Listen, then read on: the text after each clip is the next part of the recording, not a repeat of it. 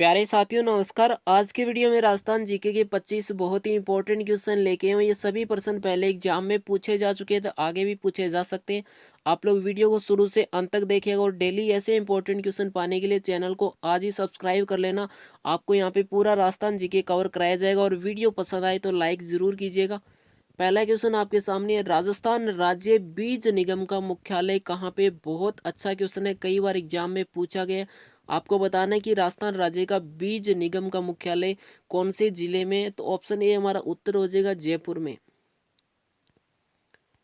Question number 2 की बात करते हैं, पंचायती राज सर्वप्रथम कहाँ पे आरंभ हुआ था। जल्दी से आप लोग आंसर दीजिएगा और वीडियो के अंत तो ईमानदारी से बताइएगा कि 25 में से आपके कितने सही हुए। इससे आपकी प्रैक्टिस भी हो जाएगी, आपको पता लग जाएगा कि आपकी तैयारी कैसी है। तो आप लोग जरूर आंसर दीजिएगा। ऑप्शन बी हमारा उत्तर हो जाएगा सबसे पहले पंचायती राज, जो कि राजस्थान से शुरू हुआ था। ठीक है, थोड़ा डिटेल में बात करें तो भारत में प्राचीन काल से पंचायती राज व्यवस्था अस्तित्व में थी। आधुनिक भारत में प्रथम बार पंडित जवाहरलाल नेहरू द्वारा राजस्थान के नागौर जिले के बगदरी गांव में 2 अक्टूबर 1959 को पंचायती राज व्यवस्था लागू की गई। कहाँ पे की गई? राजस्थान में नागौर में। किन के द्वारा? पंडित जवाहरलाल नेहरू के द्वारा। और कब की गई? 2 अक्टूबर 1959। यहाँ पे 3 इंपॉर्टेंट क्वेश्चन बनते हैं, इसको याद कर लीजिएगा। क्वेश्चन नंबर 3 की बात करते, 2.5 दिन का झोंपड़ा का निर्माण किसके द्वारा करवाया गया। हमें पता है कि ये अजमेर के अंदर है, लेकिन इसका निर्माण किसके द्वारा करवाया गया, ये क्वेश्चन पूछा गया। आप लोग आंसर दीजिएगा। तो ऑप्शन सी हमारा उत्तर हो जाएगा कुतुबुद्दीन ऐबक। अब डिटेल में बात करते हैं, राजस्थान के अजमेर नगर में स्थित एक मस्जिद है। इसका निर्माण मोहम्मद गौरी के आदेश पे, किन के आदेश पे? मोहम्मद गौरी के आदेश पे सिर्फ 2.5 दिन में कंप्लीट किया गया था। इस मस्जिद को मात्र 60 घंटे में तैयार कर दिया गया, इसीलिए इसका नाम 2.5 दिन का झोंपड़ा रखा गया था, क्योंकि यह 2.5 दिन में बन के तैयार हो गई थी।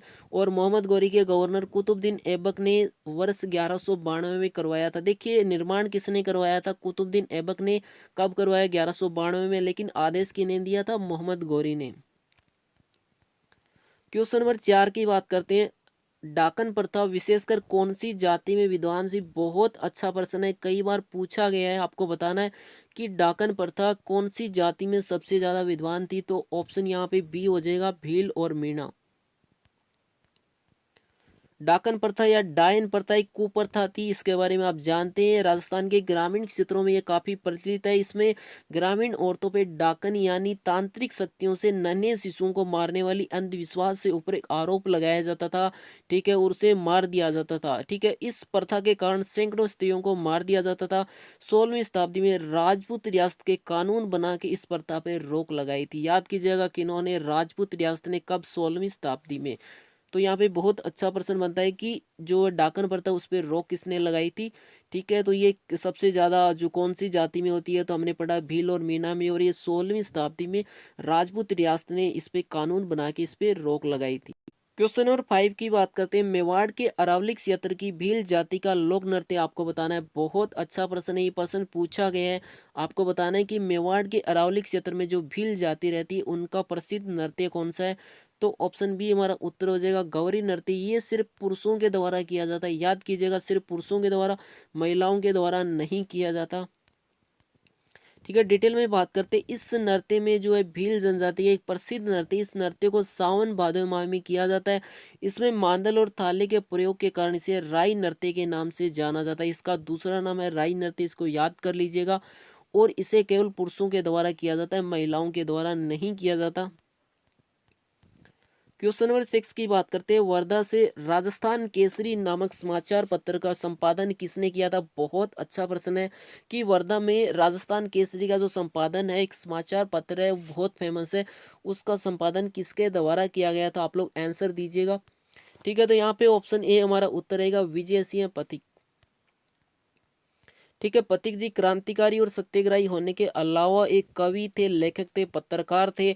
अजमेर में उन्होंने नव संदेश और राजस्थान केसरी के नाम से हिंदी के अखबार भी यहाँ पे निकाले गए थे। बहुत अच्छा प्रश्न बनता है कि राजस्थान केसरी का संपादन किसने किया था। भारत सरकार ने विजय सिंह पत्ती की स्मृति में डाक टिकट भी जारी किए थे, ये भी याद कीजिएगा। क्वेश्चन नंबर 7 की बात करते हैं। जनगणना 2011 के अनुसार राज्य का सबसे अधिक जनसंख्या वाला जिला आपको बताना है। 2011 में जो जनगणना हुई थी उसके अनुसार सबसे अधिक जनसंख्या वाला जिला कौन सा है? भरतपुर, जयपुर, जोधपुर या उदयपुर? तो ऑप्शन बी हमारा उत्तर रहेगा, जयपुर में सबसे अधिक जनसंख्या। अगर बात की जाए क्षेत्रफल राजस्थान में सबसे ज्यादा कौन से जिले का है, तो वो है जैसलमेर, सबसे कम धौलपुर। क्वेश्चन नंबर 8 की बात की जाए, सरिस्का अभ्यारण्य की काली घाटी में किस पक्षी का घनत्व पूरे विश्व में सबसे ज्यादा? बहुत अच्छा प्रश्न है, ये प्रश्न पूछा गया है कि सरिस्का अभ्यारण्य की जो काली घाटी है उसमें किस पक्षी का घनत्व पूरे विश्व में सबसे ज्यादा है? गोडावन, मोर, कुरजा या फिर साइबेरियन क्रेन? तो ऑप्शन हमारा बी हो जाएगा, मोर। ठीक है, मोर इसका उत्तर रहेगा। सरिस्का अभयारण्य में भारत में सबसे प्रसिद्ध राष्ट्रीय उद्यानों में से एक है। यह राजस्थान राज्य के अलवर जिले में, कहाँ पे? अलवर जिले में इस क्षेत्र का शिकार पूर्व अलवर राज्य की शोभा थी और ये 1955 में इसे वन्य जीव आरक्षित भूमि घोषित कर दिया गया। इसे वन्य जीव आरक्षित भूमि कब घोषित किया गया? 1955 में। 1978 में बाघ परियोजना योजना के रिजर्व कर दिया गया था और पार्क वर्तमान क्षेत्र 866 वर्ग किलोमीटर में ये फैला हुआ है।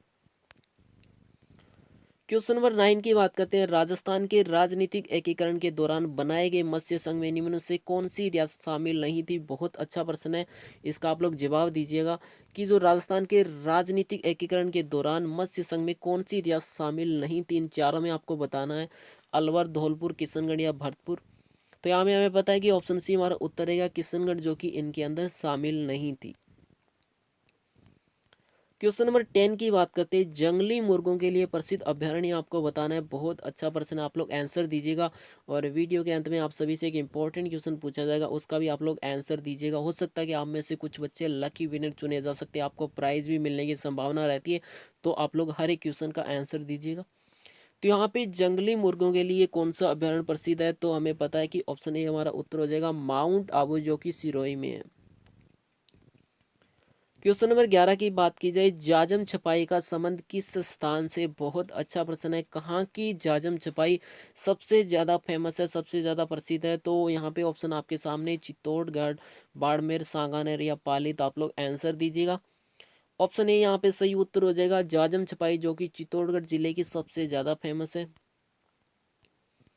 क्वेश्चन नंबर 12 की बात की जाए, राज्य में शिकार का जो पूर्णतः कब से प्रतिबंध लगाया गया था? बहुत अच्छा प्रश्न है, राजस्थान के अंदर शिकार पे कब पूर्णतः प्रतिबंध लगा दिया गया, शिकार बंद कर दिया गया था? आप लोग आंसर दीजिएगा। बहुत अच्छा प्रश्न है, पूछा गया प्रश्न, कई बार पूछा गया है।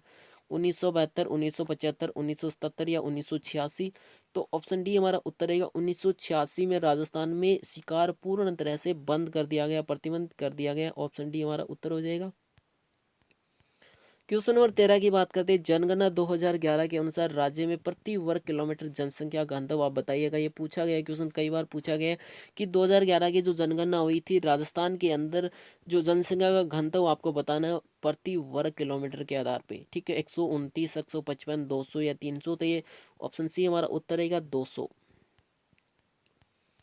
क्वेश्चन नंबर 14 की बात करते हैं। राजस्थान में ऊंटों के देवता के रूप में किन की पूजा की जाती है? राजस्थान के अंदर ऊंटों के देवता के रूप में किस देवता की पूजा की जाती है? गोगा जी, तेजा जी, रामदेव जी या पाबू जी? ठीक है, तो ऑप्शन डी हमारा उत्तर हो जाएगा, पाबू जी की पूजा की जाती है। ऐसे इंपॉर्टेंट क्वेश्चन पाने के लिए चैनल को आज ही सब्सक्राइब कर लेना। पूरा राजस्थान जी के कवर कराएंगे, हर एक इंपॉर्टेंट क्वेश्चन आपको यहाँ पे मिलेगा। और वीडियो को लाइक एंड पास में बेल आइकन को दबा लीजिएगा। पाबूजी राजस्थान के लोक देवता थे। वे 14वीं शताब्दी में राजस्थान में जन्मे थे। पाबूजी को प्लेग रक्षक देवता के रूप में भी पूजा जाता है। देखिए यहाँ पे ऊँटों के देवता में हमें पढ़ा था, लेकिन प्लेग रक्षक देवता के रूप में भी इन्हें पूजा जाता है। राजस्थान में ऊँटों के बीमार होने पर ऊँटों के देवता के रूप में पाबूजी की पूजा की जाती है। इनके पास बहुत सुंदर और सौगुण एक संपन्न घोड़ी थी जिनका नाम था कैसर कालवी। इनकी घोड़ी का नाम कई बार पूछा गया है। ये यहाँ पे अच्छा प्रश्न बनता है कि बाबूजी की घोड़ी का क्या नाम था? तो कैसर कालवी इनकी घोड़ी का नाम था। क्वेश्चन नंबर 15 की बात करते हैं। सागवान के वनों का राज्य का एकमात्र अभयारण्य आपको बताना है। बहुत अच्छा प्रश्न है, ये प्रश्न भी पूछा गया है कि कौन से अभयारण्य में सागवान के वन सबसे ज्यादा पाए जाते हैं? सागवान वनों के लिए कौन सा अभयारण्य फेमस है? तो यहाँ पे ऑप्शन बी हमारा उत्तर हो जाएगा, सीता माता अभयारण्य, ये चित्तौड़गढ़ में। ऑप्शन बी उत्तर रहेगा। ये चित्तौड़गढ़, प्रतापगढ़ और उदयपुर में स्थित है। ठीक है, ध्यान दीजिएगा, चित्तौड़गढ़, प्रतापगढ़ और उदयपुर तीनों में आता है। 1971 में इसकी स्थापना हुई थी। यह अभयारण्य उड़न गिलहरी के लिए बहुत ज़्यादा फेमस है। अगर पूछा जाए कि उड़न गिलहरी के लिए कौन सा अभयारण्य फेमस है, तो ये उत्तर हो जाएगा। इस अभयारण्य में स्थित लव कुश जल स्रोत से अंत काल से ठंडी व गर्म जल धाराएं प्रवाहित होती है। जाखम बांध इसी अभयारण्य में स्थित है। याद कीजिएगा, जाखम बांध है जो इसी अभयारण्य में है। क्वेश्चन नंबर 16 की बात करते हैं। निम्न में से कौन सा युग्म सही सुमेलित है? आपको बताना है इन चारों में से कौन सा सही है। ठीक है, हल्दी घाटी युद्ध की बात की जाए तो ये गलत है। खतौली का युद्ध यहाँ पे सही है। तराइन का युद्ध ये भी गलत है। खारवा का युद्ध ये भी गलत है। तो ऑप्शन बी हमारा यहाँ पे उत्तर रहेगा, जो कि सही सुमेलित है। ठीक है, अब बात करते हैं हल्दी घाटी का युद्ध। हमें पता है 18 जून 1576 को, खानवा के युद्ध 16 मार्च 1527 को, तराइन का प्रथम युद्ध 1191 को और तराइन का द्वितीय युद्ध 1192 को। तो याद कीजिएगा ये सभी। क्वेश्चन नंबर 17 की बात करते हैं। निम्न में से किस चित्रकला शैली में पशु पक्षियों को विशेष स्थान मिला है? बहुत अच्छा प्रश्न। आपको बताना है कि कौन सी शैली में पशु पक्षियों को एक खास स्थान दिया गया है। किशनगढ़ शैली, नाथद्वारा शैली या फिर अलवर शैली या बूंदी शैली। तो ऑप्शन डी हमारा उत्तर हो जाएगा, बूंदी शैली में पशु पक्षियों को एक विशेष स्थान दिया गया है। क्वेश्चन नंबर 18 की बात करते हैं। निम्न में से कौन सी नदी अरब सागर में गिरती है? आपको बताना है कि इनमें से कौन सी नदी अरब सागर में गिरती है। चंबल नदी, बनास नदी, माही नदी या फिर खारी नदी। तो ऑप्शन सी हमारा उत्तर हो जाएगा, माही नदी, जो कि अरब सागर में गिरती है। माई नदी भारत की एकमात्र ऐसी नदी है जो कर्क रेखा को 2 बार काटती है। अगर आपसे पूछा जाए कि कौन सी नदी कर्क रेखा को 2 बार काटती, तो याद कीजिएगा, ये क्वेश्चन पूछा गया है। तो ये माही नदी है, भारत की पवित्र नदियों में से एक है। माई एक जल विद्युत ऊर्जा उत्पन्न करने का एक बांध है जो गुजरात के महिसागर जिले में कदाना बांध कहलाता है। ठीक है, याद कीजिएगा, जल विद्युत ऊर्जा उत्पन्न करने वाला बांध कहाँ पे? गुजरात में। क्या नाम है? कदाना बांध है। और कौन सी नदी पे? एक माही नदी पे। यहाँ पे 3 से 4 अच्छे पर्सन बनते हैं। क्वेश्चन नंबर 19 की बात की जाए, मुंशी महारानी की छतरी। ये क्वेश्चन पूछा गया है, कई बार पूछा गया है। आपको बताना है कि कौन सी जगह पे मुंशी महारानी की छतरी, बूंदी, अलवर, भरतपुर या झालावाड़। तो आंसर दीजिएगा आप लोग। ऑप्शन बी यहाँ पे उत्तर हो जाएगा, ये अलवर जिले में। क्वेश्चन नंबर 20 की बात करते हैं। गुलाब खां का मकबरा कहाँ पे स्थित है? बहुत अच्छा प्रश्न है, कई बार पूछा गया। आप लोग आंसर दीजिएगा कि गुलाब खां का मकबरा कहाँ पे है। अजमेर, बयाना, जोधपुर या मेड़ता। तो ऑप्शन सी हमारा उत्तर हो जाएगा, ये जोधपुर में है। अब बात करते हैं, वीडियो के अंत में आप सभी से एक इंपॉर्टेंट क्वेश्चन पूछा जा रहा है, इसका आपको आंसर देना। अगर आपको आंसर नहीं पता हो, आप लोग ट्राई जरूर कीजिएगा, क्योंकि कोशिश करने वालों की कभी हार नहीं होती। सोरनगिरी किस किले को कहते हैं? बहुत अच्छा प्रश्न है। जैसलमेर के किले को, जयगढ़ के किले को, चित्तौड़गढ़ के किले को या जालोर के किले को? सही आंसर देने वालों को हो सकता है कि आपको लकी विनर चुना जा सकता है, आपको प्राइज भी मिलने की संभावना रहती है। तो आप लोग जरूर आंसर दीजिएगा। अब बात करते हैं कि वीडियो कैसा लगा। अगर अच्छा लगा हो तो लाइक कर देना। पूरा राजस्थान जीके कवर करने के लिए चैनल को आज ही सब्सक्राइब कर लेना। राजस्थान जीके का हर एक इंपॉर्टेंट क्वेश्चन मिलेगा, राजस्थान करंट अफेयर कवर कराया जाएगा। और किसी भी तरह का डाउट हो आप लोग कमेंट करके पूछ सकते हैं, और अपने दोस्तों तक शेयर जरूर कीजिएगा। Thank you.